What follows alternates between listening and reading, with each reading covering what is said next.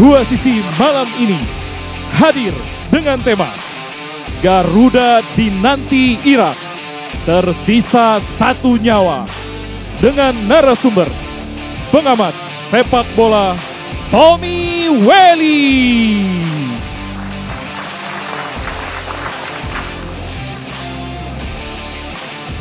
Mantan pemain timnas Indonesia Ferry Sandria.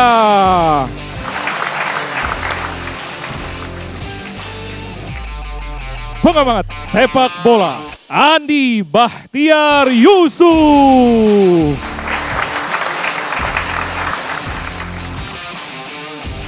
Pembawa acara kita malam ini Aditya Nugroho dan Ferdi Ilyas. Gimana Fer? Sehat Fel? Sehat, semangat ya malam ini ya. Lihat nih, seragamnya nih kayak... Saya ngelihat wajah-wajahnya kok ya kayak nggak semangat Fer. Nggak semangat ya, Betul. kenapa? Ada termasuk apa saya sebenarnya? juga sama. Tapi sebelum kita ngomongin semangat dan nggak semangat, saya buka dulu boleh ya? Boleh, silakan. Oke, Assalamualaikum warahmatullahi wabarakatuh. Anda kembali menyaksikan program Kebanggaan Anda Dua Sisi dengan dua host kesayangan Anda tentunya, Aditya Nugroho dan Ferdi Ilyas. Betul. Saya izin narik nafas panjang dulu. Dari tadi saya lihat memang agak kurang semangat dan mukanya agak ditekuk. Ada apa sebenarnya? Apa yang terjadi? Gitu Fer, gimana kita mau semangat melihat pertandingan semalam Fer? Ada apa? Pertandingan semalam baik-baik saja, walaupun memang kita kalah ya. Itu dia, Indonesia kalah 2-3, gol 2 ini seolah-olah kayak dikasih hadiah. Ya. Walaupun ya memang ada pelanggaran di situ, tapi seolah-olah kayak ada hadiah nih dari Kuwait, dua gol kita dari Nggak boleh gitu, penalti. kita juga harus Gitu, terus Fer. perjuangan teman-teman timnas tadi malam begitu ya. Walaupun Oke. kita kalah, tapi setidaknya apresiasi itu juga masih muncul dari pelatih Patrick Kluivert ya. Kita dikatakan sebagai seolah sebagai singa begitu. Nah, Oke. ini luar biasa loh. Ya, saya apresiasi setuju. ini. Pemain kita nih kayak singa, tapi kalau istilahnya tuh ada the right lion on the right place harusnya gitu ya. Kalau menempatkan singa di tempat yang tepat, saya yakin. Tapi ini kita ngomongin strategi, kita ngomongin taktik, kita ngomongin penempatan pemain. Kok Oke. kayak banyak yang meleset nih kalau feeling saya gitu. Oke. Pengamatan saya lah sebagai yang awam lah gitu. Seberapa meleset Betul. dan seberapa benar tudingan itu. Nanti kita akan bahas ya. Kita elaborasi lagi dengan narasumber kita yang sudah hadir malam ini. Oke. Ada siapa? Langsung saja. Di Boleh. sebelah saya ini ada pengamat sepak bola Bung Tommy Welly. Oke, Bung, silakan. Bung Bahtiar Ucup, Bang Ucup, kami kabar? persilahkan. Terima kasih sudah. Kita mulai dari awal. Oke, Ya, boleh mic-nya dipakai, saya langsung ke Bang Ucup dulu kayaknya. boleh silakan. Ngelihat pertandingan semalam Bang, ini banyak yang kecewa ngomongin strategi Kluivert, ngomongin penempatan pemain di tempat yang tidak seharusnya, banyak yang harusnya bisa lebih baik lagi bermain dari DSP yang dibawa kemarin, kan seperti itu. Anda menilainya seperti apa? Sebetulnya yang saya suka pikirin tuh Ya, pemecatan STY lalu kemudian ngambil Kluivert, ini kan sebuah investasi sebetulnya kan. Kan ada gaji rugi yang mesti dikasih. oke. Lalu ada nilai yang mungkin lebih besar. Habis itu ada tim yang jauh lebih banyak. Oke. Ada ongkos produksi yang sepertinya meningkat karena jumlah orang lebih banyak dan kalau nggak salah tim Belanda ini lebih banyak di Eropa kan daripada di sini. Oke. Artinya ada sebuah ongkos produksi yang besar Yang seharusnya? yang seharusnya kan payoff-nya kan jelas, targetnya jelas. Seperti ada yang bilang andai kan gagal berarti Kluivert harus mundur, ada yang bilang begitu. Jadi saya melihat sebetulnya Jadi Kluivert out nih ya? ya nggak gitu-gitu amat juga sih. Oke. Cuma saya melihatnya lebih begini, itu dihitung nggak sih? Karena kan ini kan pasti adalah sebuah perhitungan bisnis usaha segala macam. Oke. Ada kapitalisasi yang dilakukan kan.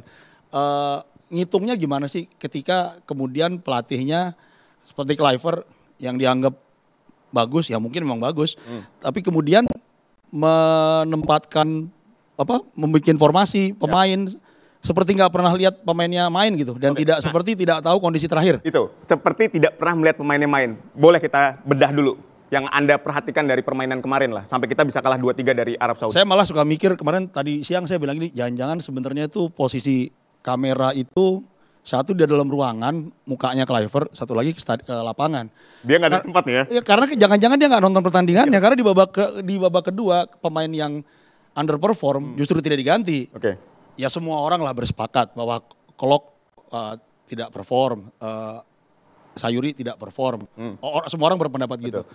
Kluivert pasti lebih pinter lah melihat itu. Ya dia tidak ganti. Lalu ada kesalahan yang ada di situ juga kan. Lini tengah tidak berjalan sebagaimana mestinya. Lalu babak kedua tidak banyak perubahan yang signifikan. Memang kalau kita ngelihat permainan setelah gol Oke. Permainan kan memang berubah. Saudi sering banget neken, selalu menekan, bola sering banget mereka rebut. Tapi ya itu lagi, balik lagi, pelatih pasti punya strateginya. Oke. Nah, kenapa itu tidak ada di babak kedua? Tidak ada perubahan lah yang cukup signifikan. Padahal seharusnya bisa dilakukan menurut Anda. Ya. Oh iya dong. Ya. Main 90 menit kok, 100 malah. Iya kan. Dan juga segala prasangka yang dibikin entah oleh media, entah oleh netizen bahwa Saudi akan curang, wasitnya dari Kuwait segala macam, nggak ada. Nah, ini pertanyaan yang harus dilempar Ya, ke oke. Bung Toel nih. Silakan Ferdi. Oke, saya terima kasih ya, Bang Ucup udah bilang bahwa Kluivert sudah cukup baik begitu ya. Tapi walaupun kita mengabaikan aspek non teknis tadi yang disampaikan, saya sepakat, mungkin Bung Toel juga sepakat bahwa Kluivert Belum ngomong apa-apa. Oke. Tapi ini asumsi saya sudah bilang bahwa Bung Toel juga sepakat. Oke. Bahwa kemudian Kluivert sudah bisa membawa tim lebih baik. Setidaknya permainan timnas kita ini sudah enak dilihat. Sudah lebih agresif begitu. Sudah lebih bisa banyak dapat bola gitu. Oke. Nah, mungkin Bung Toel bisa menambahkan. Iya, masing-masing pelatih punya taktikal gitu. Jadi bagaimana cara kita menilai sepak bola, cara menilai timnas kita tergantung sudut pandang. Kalau kita hanya melihat timnas kita yang penting menang, ya udah berarti sedangkal itu kita akan menikmati sepak bola. Oke. Jadi kita tunggu menang aja. Jadi gimana Begitu cara menikmatinya? Bukan begitu kalah begini kan kemudian semua komen begitu. Oke. Saya tahu atau saya pun sebagai yang berkecimpung di sepak bola sebagai pengamat, jadi pernah wartawan, pernah di dalam, saya tahu ada kesalahan-kesalahan itu. Tapi bagaimana menilai pertandingan seperti itu? Oke. Yang pertama betul bahwa dugaan non teknis dari wasit sirna lah. Overall menurut saya sih dia mengikis itu. Wasit asal Kuwait. Termasuk kekhawatiran Anda juga ya beberapa waktu lalu ya. Jelas. Ya. Karena di level ini sepak bola nggak senaif sepolos itulah. Lalu bagaimana yang VAR pertama? Itu kan agak lama sebelum menjatuhkan penalti. Saya khawatir ditarik offside tadinya. Karena sempat agak ditarik offside itu. Dia mau lihat posisi sebelumnya offside apa enggak. Tapi oke, saya salut bahwa keputusannya tetap jatuh penalti. Clear soal itu ya. Sekarang soal permainan gitu loh. Apakah permainan di level ini babak 4 ini gampang? Nah, saya tidak akan dalam posisi membela siapa-siapa. Ya. Ini karena Anda menempatkan saya harus seolah-olah begini aja kan. Oke, baik. Saya bisa mengkritisi, tapi Ya. karena seperti ini, saya mau bilang bahwa di level seperti ini nggak gampang. Oke. Sekarang semua kan bilang bahwa ada Yakob Sayuri nggak firm, ada Mark, ada Beckham Beckham. Putra. Kalau boleh saya bilang, yang cuma stabil 3. Siapa penjaga gawang? Martin Paes, Betul. Zai Izes, dan siapa satu lagi Kevin Dick. Sekarang kalau kita bicara Kevin Dick dan Zai Izes main di mana? Serie A Bundesliga. Jadi sebetulnya saya mau bilang bahwa cuma ada 4 pemain yang kalau boleh disebut sebagai grade A. Karena dia ada di 5 liga utama Eropa. Serie A 2, si Odero dengan Zai Izes, Kevin Dick Bundesliga, lalu itu Verdong, Lille Liga Prancis. Tapi yang lainnya off loh, drop loh semua. Kalau mau bilang siapa? Ragnar kelihatan sudah nggak lama nggak main.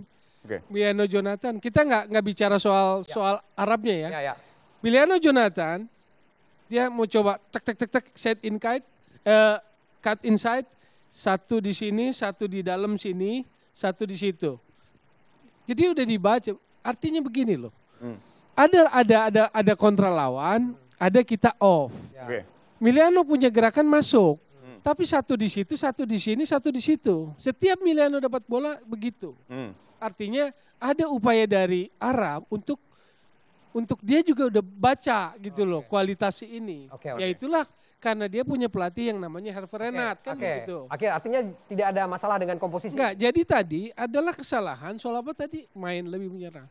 Lo main bola memang harus play for win. Anda kan selalu bikin judul, partai hidup mati, ini 2 final. Kalau Anda menghadapi partai final, targetnya apa? Menangkan.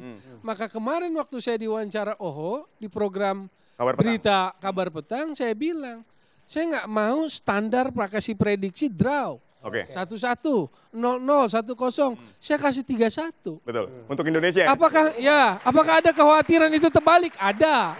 Tapi ternyata benar kebalik. Kan begitu. Oke, tapi ketika kita lihat bahwa ini pelatih Arab sudah membaca pola permainan dari kita.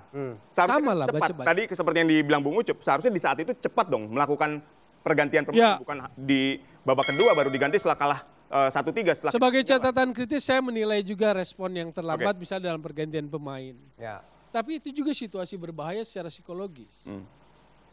Yakub melakukan kesalahan iya. Tapi apakah, saya mau tanya, apakah perlu dihujat, dimaki?